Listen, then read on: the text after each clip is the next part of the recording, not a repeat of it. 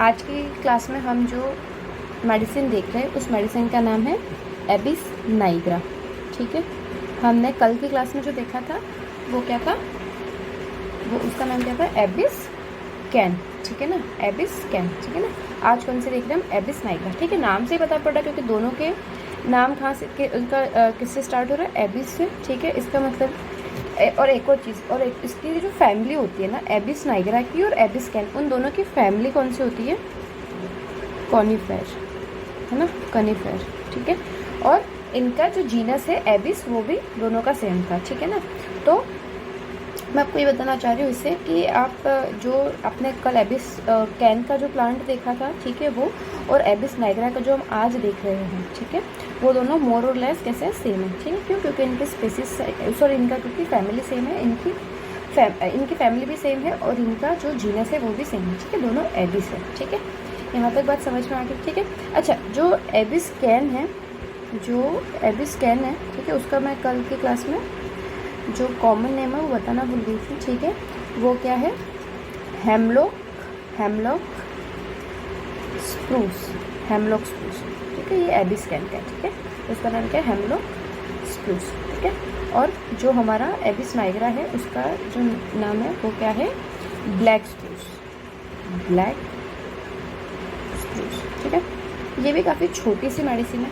ठीक है, एबिस कैन की तरह इसका एबिस नाइग्रा का भी जो मेन एक्शन होता है वो आपके जीआई पे होगा। ठीक है, तो इसमें देखते हैं कि इसमें क्या है इसका। अच्छा, जब आप इसका इंट्रोडक्शन देखोगे, है ना, तो इसमें एक बहुत ही कॉमन बात लिखी है, दोनों में कॉमन, किसमें, बोरिक में भी और दुबे में भी एक बात लिखी हुई है, क्या कि a powerful medicine, a powerful and long acting, है ना, एंड लॉन्ग एक्टिंग रेमेडी। ठीक है, लंबे टाइम तक इसका इफेक्ट आएगा। ठीक है, और क्या, पावरफुल रेमेडी है। ठीक है, इसके अलावा क्या, इसका जो सबसे स्पेसिफिक, इसका जो कैरेक्टरिस्टिक है ना, वो कहाँ पे होता है, इसका एक्शन जो है वो स्टमक पे। ठीक है ना, इसका जो सबसे ज़्यादा मैं बोलूँ कैरेक्टरिस्टिक एक्शन जो है ना, इसमें जो सिम्टम्स आएंगे वो आपको स्टमक कंप्लेन के आएंगे। ठीक है, सीधी सी बात। अच्छा, अब आप इसका जब क्लिनिकल देखोगे तो क्लिनिकल में आपको देखने को मिलेगा क्या, इसमें सीधी सी बात है, क्योंकि स्टमक मतलब कॉन्स्टिपेशन एक तो आपको इसमें देखने को मिलेगा, कॉन्स्टिपेशन, और इसी के साथ में एक और आपको क्या देखने को मिलेगा, डिस्पेप्सिया मतलब इंडाइजेशन। ठीक है, ये चीज़ें आपको देखने को मिलेगी। ठीक है, अब स्फेयर ऑफ एक्शन, सीधी सी बात है, क्योंकि कॉन्स्टिपेशन हो रहा है, ठीक है, डिस्पेप्सिया हो रहा है, तो उसका स्फेयर ऑफ एक्शन कहाँ पे होगा, सबसे सीधी सी बात क्या है, कहाँ पे हो जाएगा, स्टमक पे इसका स्फेयर ऑफ एक्शन होगा। ठीक है, और इसी के साथ में और कहाँ पे है, हार्ट में भी है और लंग्स में भी है, हार्ट एंड लंग्स। ठीक है, बट स्पेसिफिकली कहाँ पे होगा, स्टमक पे। ठीक है, ये होगा इसका स्फेयर ऑफ एक्शन। ठीक है, अब इसके गाइडिंग सिम्टम्स देखते हैं हम। गाइडिंग सिम्टम्स, इसके जो गाइडिंग सिम्टम्स हैं वो क्या है, काफ़ी इम्पॉर्टेंट, काफ़ी पिक्यूलियर और काफ़ी डिफरेंट। ठीक है, क्या है, इसको कैसी सेंसेशन आती है, sensation as if a hard boiled egg, है ना, ऐसा लगेगा कि उसके स्टमक में, ठीक है, जो कार्डियक पार्ट है, स्टमक के 4 पार्ट होते हैं ना, फंडस, कार्डियक बॉडी और एंट्रम, तो उसका जो कार्डियक पार्ट है वहाँ पे ऐसा लगेगा कि हार्ड बॉइल्ड एग है वो वहाँ पे फंस गया। ठीक है ना, हैड लॉज्ड। ठीक है, इन कार्डियक एंड ऑफ स्टमक। ठीक है, अगर आपको स्टमक का डायग्राम पता हो, है ना, तो आपको पता होगा कि मैं यहाँ पे क्या बात कर रही हूँ। ठीक है, अगर मैं यहाँ पे स्टमक ड्रॉ कर रही हूँ, ठीक है, तो ये वाला जो यहाँ पे जो एंड होता है, ठीक है, उसे हम क्या बोलते हैं, कार्डियक एंड। ठीक है, इसके बाद में जो ये होता है उसको बोलते हैं फंडस। ठीक है, फिर बॉडी, और फिर नीचे की तरफ क्या होता है आपका, एंट्रम। ठीक है, नीचे की तरफ क्या होता है, एंट्रम, है ना। तो इस पेशेंट को लगता है कि उसका जो कार्डियक वाला पार्ट है ना, वहाँ पे क्या है कि उसको ऐसे सेंसेशंस आती है जैसे यहाँ पे एक हार्ड बॉइल्ड एग जो है वो फंसा हुआ है। ठीक है, ये उसका फर्स्ट गाइडिंग सिम्टम है। ठीक है, सेकेंड, इस पेशेंट को क्या फील होता है कि सेकंड पेशेंट को क्या प्रॉब्लम होती है, pain in stomach always comes after eating, है ना। तो इसको एग्रावेशन कब होगा, आफ्टर ईटिंग, ठीक है, आफ्टर ईटिंग एग्रावेशन है इसका, ठीक है, प्रॉब्लम होती है इसको खाना खाने के बाद में, है ना। इसके बाद में थर्ड इसका गाइडिंग सिम्टम क्या है, wakeful and restless at night, wakeful and restless at night with hunger, ठीक है, विथ हंगर, मतलब रात को इसको क्या नींद नहीं आएगी, ठीक है, ये दिन में डल रहता है और रात में इसको नींद नहीं आएगी, ठीक है। इसके साथ में फोर्थ इसका गाइडिंग सिम्टम क्या होता है, डिस्पेप्टिक ट्रबल्स, मतलब इनडाइजेशन की प्रॉब्लम होगी, ठीक है, किसके अंदर, dyspeptic troubles of the aged people, है ना, जिन लोगों की एज हो जाती है, ठीक है, उन लोगों में इनडाइजेशन की नॉर्मली प्रॉब्लम देखने को मिलेगी। और इसका रीज़न क्या होगा, क्योंकि उन्होंने काफ़ी ज़्यादा पहले टी और टोबैको का क्या किया होगा, कंजप्शन किया होगा, ठीक है, तो इस वजह से अब इनको इनडाइजेशन की प्रॉब्लम्स देखने को मिलती है, ठीक है, टी और टोबैको का अब्यूज़ किया होगा। ये हो गए इसके गाइडिंग सिम्टम्स, ठीक है। क्या गाइडिंग सिम्टम्स है कि एक तो उसको ऐसा लगेगा कि जो कार्डियक पार्ट है उसके स्टमक का, वहाँ पे एक कोई हार्ड बॉइल्ड एग है वो फंसा हुआ है, ठीक है। इसके बाद में उसको ईटिंग के बाद में एग्रावेशन होगा, आफ्टर ईटिंग एग्रावेशन है, ठीक है। रात में इसको नींद नहीं आएगी, ठीक है ना, रेस्टलेस होगा रात में ये, ठीक है, उसको भूख लगेगी रात में, और dyspeptic troubles of the age, ठीक है। उसका रीज़न क्या होगा, टी और टोबैको के अब्यूज़ की वजह से, है ना। ये तो हो गया इसके क्या गाइडिंग सिम्टम्स। अब इसके पर्टिकुलर्स की बात करते हैं, ठीक है। पर्टिकुलर्स में सबसे पहले क्या है आपका जीआई, है ना, गैस्ट्रोइंटेस्टिनल सिम्टम्स, ठीक है। इसमें क्या है, सीधी सी बात है, डिस्पेप्सिया के लिए सबसे अच्छी मेडिसिन है ये, ठीक है। और स्पेशली किसका डिस्पेप्सिया, एज्ड पीपल, है ना, जिन लोगों की एज हो गई उन लोगों को जब इंडाइजेशन वगैरह की प्रॉब्लम होती है, ठीक है। और ये हमने पहले बात कर ली, इन लोगों को किस चीज़ की आदत होगी, टी एंड टोबैको की, ठीक है, इसकी इन लोगों को आदत होगी, ठीक है। अब इस वजह से आप लोगों ने कई बार सुना होगा, है ना, कि बहुत ज़्यादा चाय वाय पी ली जैसे एसिडिटी हो रही है ना, तो ये उस टाइप की बात है, ठीक है। इसके बाद में इसमें वही बात होगी क्या, जीआई में, और आपको क्या लगेगा कि हार्ड बॉइल्ड एग जो है वो फंसा हुआ है आपका, ठीक है।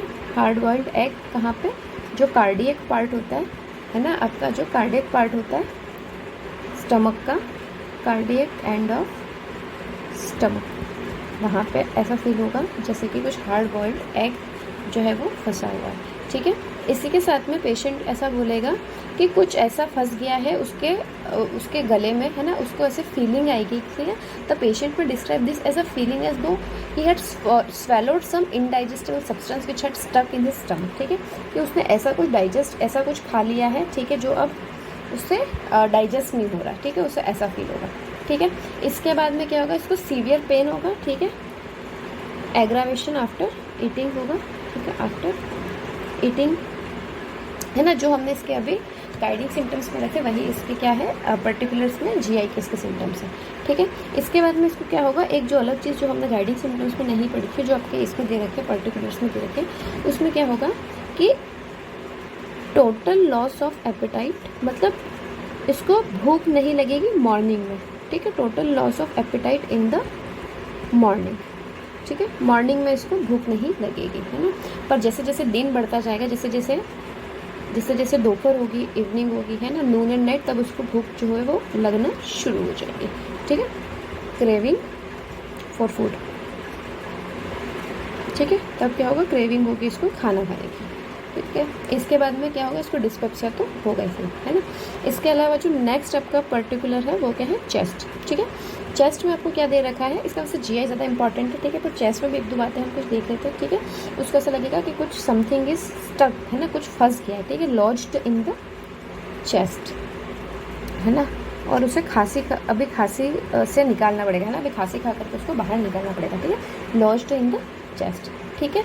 और क्या, chest can not be fully expanded, इसको चेस्ट को ये फुल्ली एक्सपेंड नहीं कर पाएगा, ठीक है, ये हो गया। इसके बाद में इसको हार्ट की भी कुछ प्रॉब्लम्स होती है, ठीक है, जैसे कि इसको क्या लगता है कि कटिंग पेन लगता है हार्ट में, है ना, कटिंग पेन, और इसी के साथ में आपको टैकीकार्डिया देखने को मिलता है, ठीक है, टैकीकार्डिया हार्ट में आपको ये प्रॉब्लम देखने को मिलता है, ठीक है। अच्छा, इसमें इसको चेस्ट में डिस्निया की भी प्रॉब्लम होती है, डिस्निया मतलब शॉर्टनेस ऑफ ब्रेथ, है ना, तो इसको डिस्निया की प्रॉब्लम होती है। तो जो डिस्निया जो होता है ना, वो वर्स कब होगा, लाइंग डाउन से, ठीक है।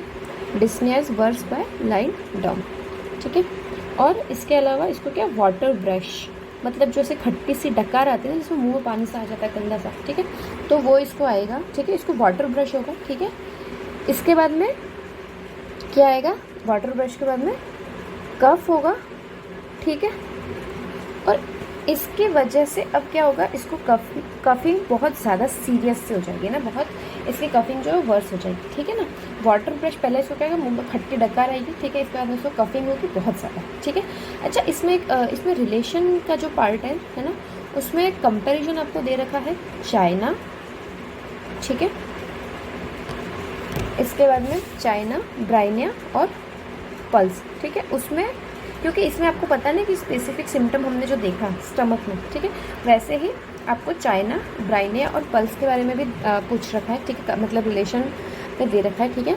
तो अगर आप देखना चाहो तो हम यहीं पे देख लेते हैं, ठीक है, कि ब्राइनिया में क्या होता है। ब्राइनिया में उसको ऐसा फील होता है कि उसके स्टमक में प्रेशर है, ठीक है ना, प्रेशर इन द स्टमक, जैसे कि कुछ स्टोन रखा हुआ है, pressure in the stomach as if a stone is lying at the pit of stomach, है ना, as the stone is lying at the pit of stomach, at the pit of stomach, ठीक है। उसको Bryonia में कैसा लगता है कि जैसे कि उसके पेट में पत्थर पड़ा हुआ है, ठीक है। फिर से बता रही हूँ, एबिस नाइग्रा को क्या लगता है कि उसके पेट में जो है वो एक बॉयल एग है वो फंसा हुआ है। ब्राइनिया को क्या लगता है कि एक स्टोन पड़ा हुआ है ना, कुछ भारी सा, कुछ हैवी सा, ठीक है। पल्स को क्या लगता है कि पल्स को भी यही सेम फीलिंग आती है कि क्या, उसको सेंसेशन आती है स्टोन इन स्टमक, ठीक है। अच्छा, पल्स में एक और चीज़ है, जब इसको नोशिया की कंडीशन होती है ना पल्स को, ठीक है, उसी के साथ में उसको ऐसा लगता है ना कि फील्स, जैसे कि उसे ऐसा फील होता है कि वर्म्स जो होते हैं ना, कीड़े, ठीक है ना, feels like worms are crawling in throat, है ना, कि मतलब जब उसे नोशिया की कंडीशन होती है पल्स को, तो ऐसा लगता है कि उसके गले में जो वर्म्स होते हैं ना, कीड़े, वो क्या कर रहे हैं, वो वहाँ पे है, ठीक है ना। उसको ऐसा लगता है कि गले में कीड़े, ठीक है ना, वर्म्स आर क्रॉलिंग, ठीक है।